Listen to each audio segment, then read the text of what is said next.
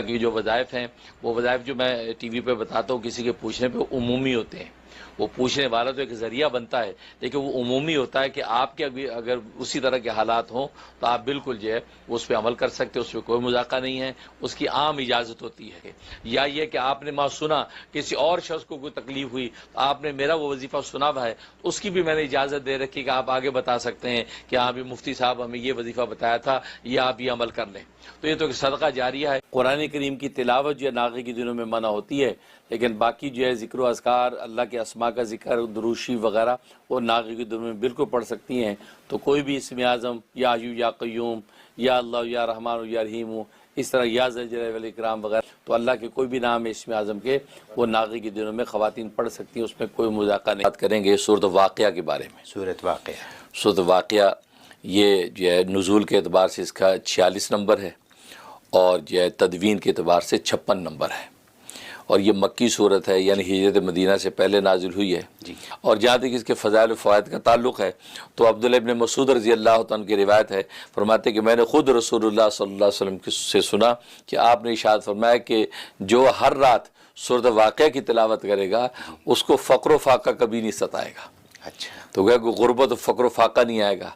यहाँ तक ख़ुद अब्दुल्लाह इब्न मसूद रज़ी अल्लाह तआला अन्हु जब मर्ज़ुल वफ़ात थी तो हज़रत उस्मान गनी रज़ी अल्लाह तआला अन्हु आपके पास आए और आपने कुछ हदिया पेश किया, फरमाया कि ये रख लो, आपकी बच्चियों के काम आएगा, कि उनकी बेटियां थीं जी, तो आप वफ़ात पा रहे हैं तो बेटियों के काम आएगा।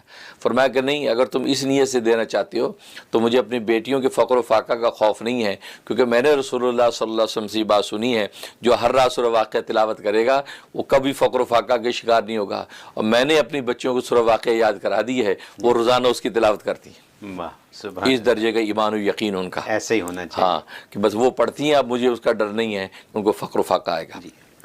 और एक फ़ायदा इसका यह है कि हामिला औरत वज़ा हमल के वक्त ज़ाहिर है कि बड़ी तकालीफ होती हैं, और आजकल तो सीज़रियन केस हो जाए तो और ख़तरनाक बात है। तो इसके अंदर ये बड़ा कमाल है कि सूरत वाक़िया लिख के वो अगर उस मुझे हामिला के गले में तावीज़ बना के डाल दिया जाए तो बड़ी आसानी से विलादत हो जाती। अच्छा, किसी किस्म की कॉम्प्लिकेशंस नहीं आते जी। बहुत ज़बरदस्त ये सूरत इस हवाले से ये।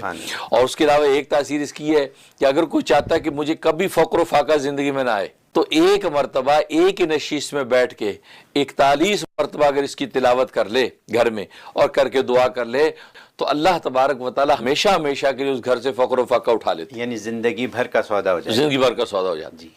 ये तो एक ही मरतबा किया आपने अमल तो ज़िंदगी भर के लिए फ़क्र फ़ाक़ा से निजात हो गई जी। तो क्या ये भी कलेक्टिवली भी कर सकते हैं या एक ही आदमी का करना जरूरी? वैसे तो एक का लिखा है, लेकिन कलेक्टिवली कर लें। अच्छा, नफ़े से खाली नहीं है। अच्छा, तो 3-4 मिल के 5-6 मिल के कर लें 41 मरतबा, तो इंशाल्लाह ये ऐसा इसके अंदर नफ़ा मौजूद है।